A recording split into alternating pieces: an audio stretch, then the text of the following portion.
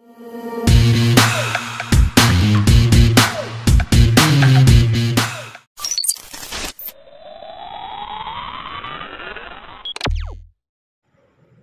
friends, எல்லாரும் எப்படி இருக்கீங்க? நல்லா இருக்கீங்களா?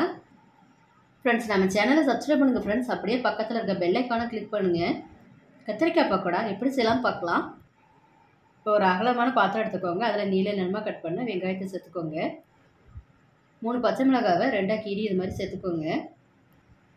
தேவையான கத்திரிக்காயை மெல்லிசா நீல வாக்கில் கட் பண்ணி எடுத்து சேர்த்துக்கோங்க. கூடவே 2 கருவேப்பிலை, பக்கோடாக்கு தேவையான அளவு உப்பு, இப்போ காரத்துக்கு தேவையான அளவு 1 ஸ்பூன் மிளகாத்தூள், 1 ஸ்பூன் கறி மசாலா தூள், 1/2 ஸ்பூன் இஞ்சி பூண்டு பேஸ்ட். இப்போ பக்கோடா பசையதுக்கு தேவையான அளவு கடலை மாவு சேர்த்துக்கோங்க. பக்கோடா நல்லா கிறிஸ்பியாக வர்றதுக்காக கடலை மாவு எந்த அளவுக்கு எடுத்தோமோ அந்த அளவுக்கு அரிசி மாவும் சேர்த்துக்கோங்க. இப்போ பக்கோடா ரொம்ப கிறிஸ்பியாக வர்றதுக்காக ஒரு 2 ஸ்பூன் ஆயில் சேர்த்துக்கோங்க மாவு கூடயே. கத்திரிக்காவை நம்ம கட் பண்ணி சேர்க்கும் போது கொஞ்சம் மெல்லிசாவே கட் பண்ணி சேர்த்துக்கோங்க. அப்போ தான் நல்லா கிறிஸ்பியாக கிடைக்குங்க நமக்கு.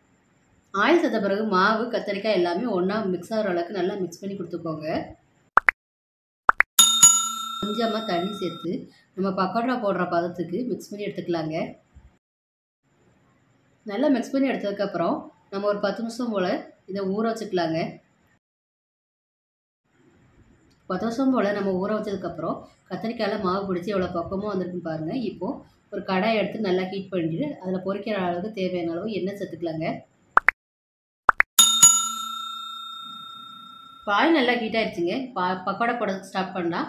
நம்ம பிசைஞ்செடுத்த மாவை ஸ்பூனை வச்சு இதை மாதிரி கொஞ்சம் கொஞ்சமாக எடுத்து ஆயிலில் சேர்த்துக்கலாங்க. ஆயில் எந்த அளவுக்கு சேர்த்துருக்கோமோ அதுக்கு தக்கன பக்கோடாவை கொஞ்சம் கொஞ்சமாக சேர்த்துக்கலாங்க ஆயிலில்.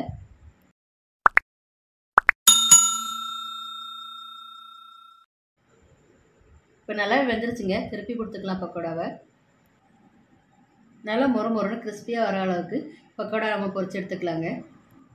இந்த பக்கோடாவை நம்ம சாதத்தை கூட வச்சு சாப்பிட்றதுக்கு மொறுன்னு அவ்வளோ ஒரு கிறிஸ்பியாக இருக்கும் ஃப்ரெண்ட்ஸ். 2 பக்கமும் நல்லா வெந்து நல்லா கலர் சேஞ்சாக வந்த பிறகு நம்ம பக்கோடாவை ஆயில் வடிச்சிட்டு ஒரு பிளேட்டுக்கு மாற்றிக்கலாங்க.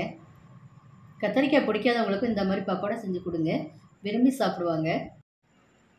ஃப்ரெண்ட்ஸ், இந்த கத்திரிக்காய் பக்கோடா உங்களுக்கு பிடிச்சிருந்ததுன்னா லைக் பண்ணுங்கள், கமெண்ட் பண்ணுங்கள், ஷேர் பண்ணுங்கள். மறக்காமல் சப்ஸ்கிரைப் பண்ணுங்கள். பக்கத்தில் இருக்க பெல் ஐக்கானை கிளிக் பண்ணுங்கள்.